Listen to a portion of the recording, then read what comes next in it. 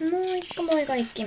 Elikkä mä oon siis Pinja ja tää on nyt mun ensimmäinen vlogi, mutta toinen video. Koska ensimmäinen videohan on se, missä mä lasken mun kaverin kanssa Pulkkamäessä.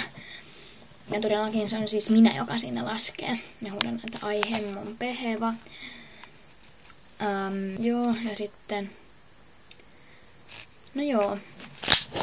Siis mä harrastan 2 kertaa viikossa sirkuskoulua. Ja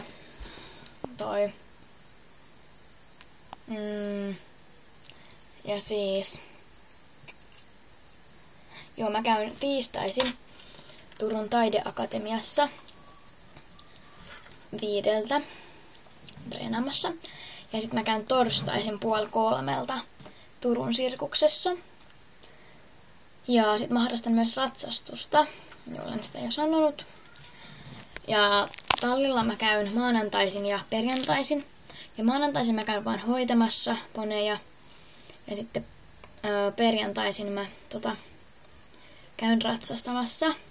Ja mulla on myös oma hoitoponi, joten siksi mä käyn 2 kertaa viikossa tallilla. Ja tosiaankin siis siitä mun hoitoponista tulee sitten joskus videoita. Mutta mä en ole vielä ehtinyt ottamaan. Ja tää on siis tosiaan aika huonolaatuinen, koska mä kuvaan kännykällä. Ja mulla ei ole mikään maailman paras puhelin, että mulla on Samsung Galaxy Mini.